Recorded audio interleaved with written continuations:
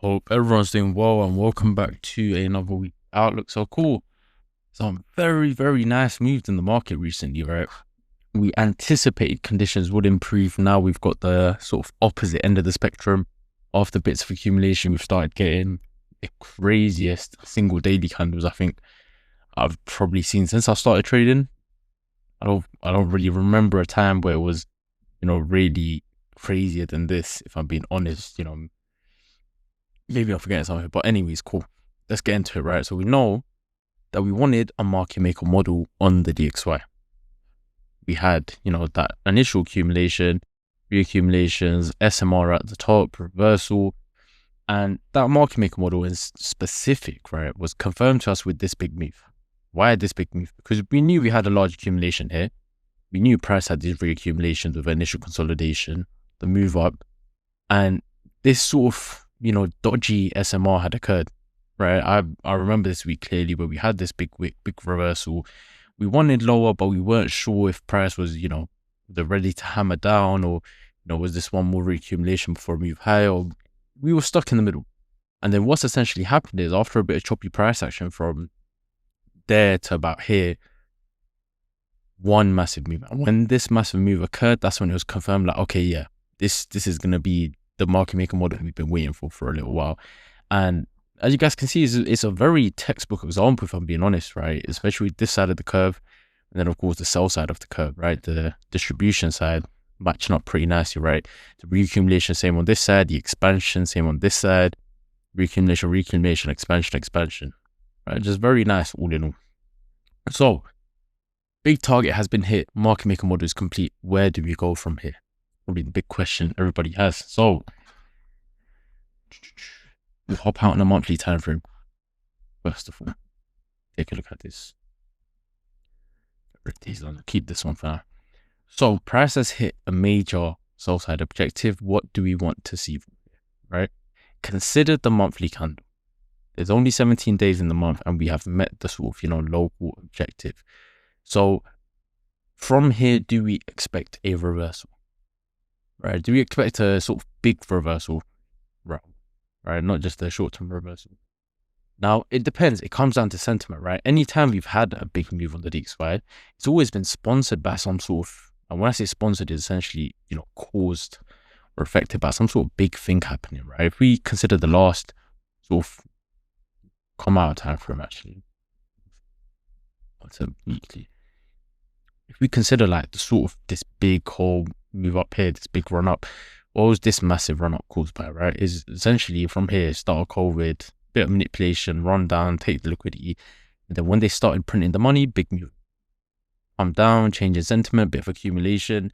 This is when the Fed weren't doing as much. Everything was a bit more stable.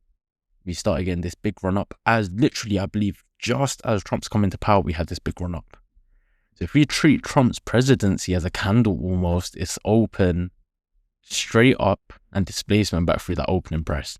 Right? Someone can correct me if I'm wrong, but I believe around September or October is when he came in to being president again. Right? We've absolutely just hammered through that. So where do we go next? Now, when we see an AMD or a PL3 like this on a lower time frame, what do you expect? You expect continuation most of the time. And that's where I sit right now. Now, in the absolute short term, right, especially literally over this weekend, I believe they've come to some sort of agreement with China where they've said, we're not going to put tariffs on certain technologies, right? Certain, I think, chips and phones and other types of tech, right? Wherever it is. Then a couple hours later, they've come out and said that they're going to have special tariffs on those. When they say special tariffs, is it's a bit ominous, but I'm sure they're essentially trying to say we're not going to put the full tariff on there. If we do put tariff on there, it's going to be heavily reduced because it just has to be, right? It's not practical for them to tax certain types of chips, certain types of, just bits of like phones, laptops, etc. that come from places like China, Taiwan, wherever, right? Because that's essentially where they come from, right? They're not made in-house in America. I don't know the specifics. I don't know whether they have the facilities to do that. Maybe it's too impractical financially, but essentially they wouldn't do that. So now they've come to see sense. Trump's been a bit crazy and realize, okay, we can't just, tax everything at 100%. So in the short term, because of this, if the market receives this as positive news, which, you know, I'm thinking is likely, is the likelihood is that we get a reversal. But I don't think we get a crazy reversal by any means. The last sort of major swing point that we had here, it's not the best swing point in the world, but it's a weekly IO fed into this fair value gap. From here, then displace low. So if we work off of, we'll get rid of this because we don't need this. If we work off of this high to this current low, if you go on a daily, it's a little bit clearer. We've got a nice swing, move lower. I'd like to see price retrace into this. Right, it might not do that straight away. It might go ahead and run cruise weekly low first. We'll wait and see what it does. But the likelihood is we want to see price come here. We could have, you know, sort of attached the swing point to here.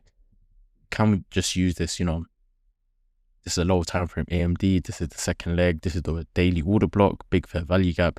I expect this to hold. But just for the sake of, you know, safety, we'll view it as a larger range. See it like this. We want to see price trade a bit higher. We know we have this daily fair value gap is in the way. And we also know that we have this daily order block. And once we see a retracement to something like this, somewhere in this premium, then we can consider talking about carrying on that move down, right? Just before we get on the bond yields, let's quickly discuss the news for this week. So not much on the Monday, right, for the dollar. Again, not much on the Tuesday, but we do have pound news at London Open that people need to be aware of. We have CAD news, right, in New York session, which may sometimes give us a kick on the dollar, not always. Wednesday, we have retail sales and we have CPI for the pound. Main movers I would say to watch for. And then the most important one of the day is Powell speaking on Wednesday. And I believe here he's talking about something specific in regards to their sort of upcoming decisions. So, you know, it will definitely have an effect on the market. And then from there on the Thursday, we have unemployment claims and Euros policy decision, right? Interest rate decision. So a couple big movers, especially on the euro and the pound, and of course a few scattered folders for the dollar as well. And then of course I believe Sunday coming up is Easter Sunday, so there's a bunch of bank holidays, and we can expect price action to be a bit slower for that Monday, and of course this Friday as well. You guys can see the bank holidays, right? So cool.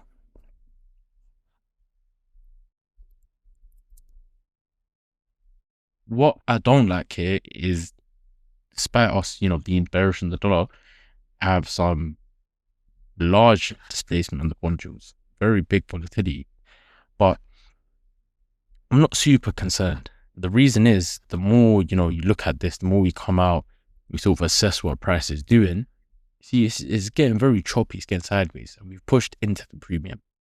From here, am I expecting price to come and take this high? Can it? Of course it can. Always could, right? Especially with the way this monthly candle is looking. I'm down to a weekly, and what we see is we had a big range with no major retracement. So if we mark this as sort of current range to go lower, we're just sitting in that OTE, that premium. We want to see if price will run this. What does it want to do from here? I'm down to daily. It's very similar. You know, from here, it's a bit of a scarier looking chart, right? Because it makes everything a bit shaky. But when we zoom out a bit, you just see it is consolidated. It is sideways and there's no firm bias now. That's concerning to an extent. But of course, this volatility in the market is caused by all the tariff changes. So the same way it's, you know, managed to run up this hard in a couple of daily candles. If things de-escalate or they come to a good agreement with China and whatnot, it can also just go down just as hard again. Right? So just something to bear in mind. I think it's a market where we need a bit of patience just to see what's going to happen. Because bear in mind, it can still come, it can still run up all the way, you can still take these highs and then go back down. And of course, that's going to have an effect on the dollar. But as you guys can see, the dollar's not run up as hard as this or anywhere near as hard as this. The same way it don't run down as hard as this. Right? Cool. GBP. So lots of big news events coming up for the euro and the pound.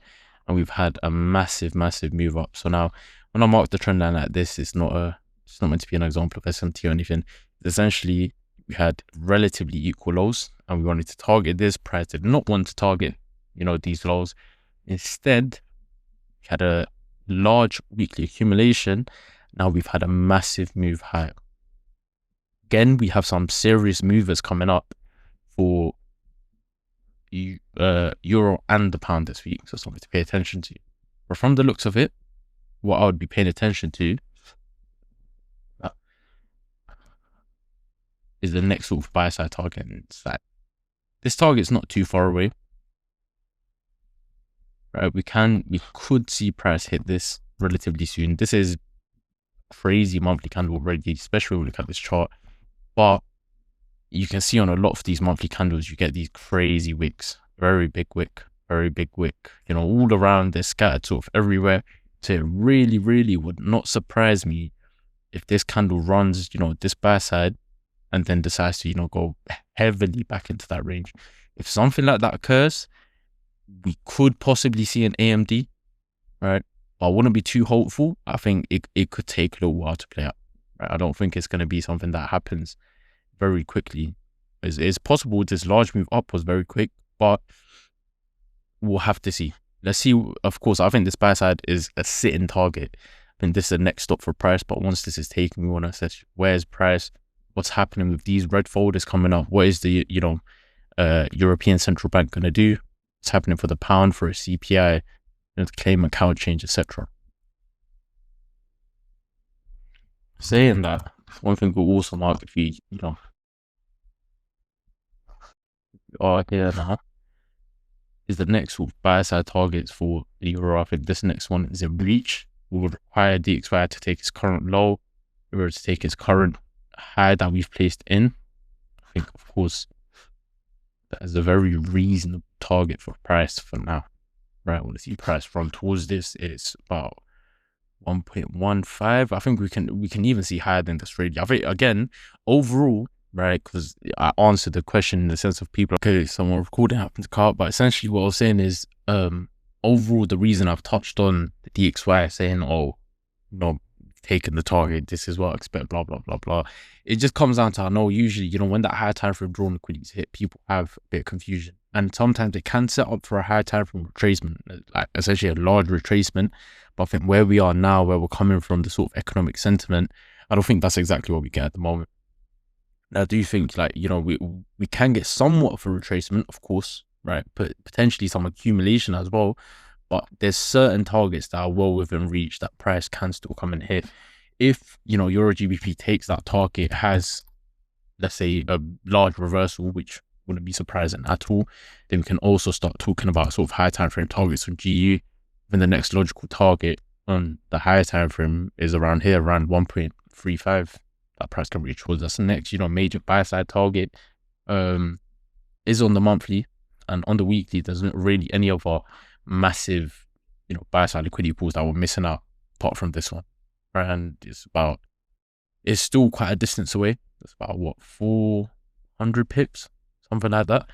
But, you know, if Euro GBP has that flip and gives it that bit of fuel to push the pound to get stronger, then of course that can happen as well, right? So cool. Bitcoin, we'll cover the stock market last. That's the one.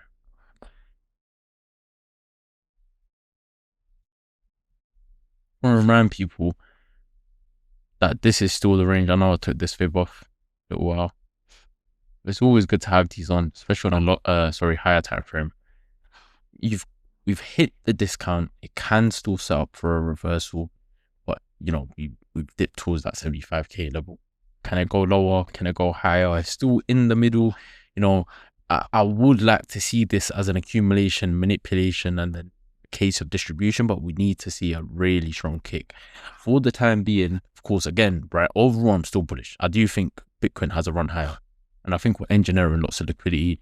You know, there's a lot of buy side liquidity, lots of little targets being scattered around all the way from up here near 110k to, you know, down here, the next target being about 88. So what we want to see price rip higher, like give us a proper nice good kick, good displacement, a good weekly close, a good, you know, monthly close potentially, and then we can start talking about, oh yeah, higher Bitcoin. Because what Bitcoin tends to do, right, sometimes, and even, you know, it might even do this today, is you'll start getting a weekly candle that shapes up quite well sometimes, and then as the week's closing out, as you come to Sunday, it just decides, no, I don't want to move anymore. I want to start reversing now, and then it will leave you with a bit of a dodgy close and makes the bias harder. But it's as simple as that, guys. If you're a long-term investor, if you're someone that wants to get involved in crypto, I'll wait. The conditions aren't great until you get that kick in Bitcoin, you get that hype coming back to the cryptocurrency market. It's going to stay difficult. And lastly, the stock market. Been in the news plenty. Big bit of recovery, S&P specifically. Come on, take a look at that monthly candle. I'm going to have to get rid of my beloved drawing that we made, right? We've got a massive wick from touching the equilibrium. And, you know, it wouldn't be the first time that S&P is done. The last time we had something like this was this candle here in August.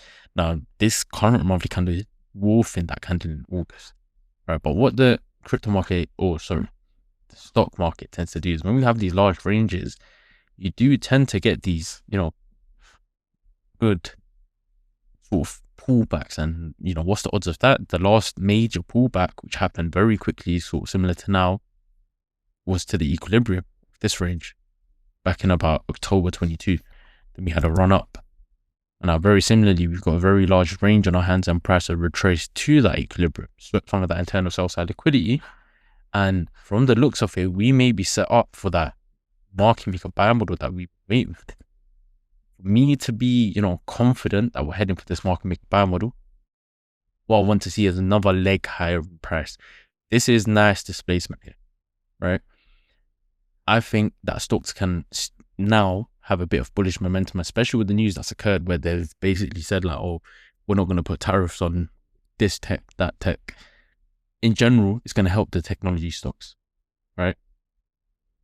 In turn, it's going to boost the market overall. Some of the biggest stocks in the S&P or in the stock market in general are technology stocks, right? And sometimes they essentially carry the whole index because they're just that big and people invest into them. So if price can come here and give us another leg higher, right? Good, you know, good kick up. Potentially you might run this low, respect this fair value gap one more time and give us run higher. I'll be very confident saying, yeah, this is, you know, probably the market maker buy model all the way back to the highs.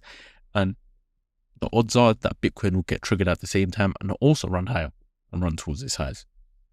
But that is about it for this weekly outlook. So the thing is, we know we've had a massive expansion.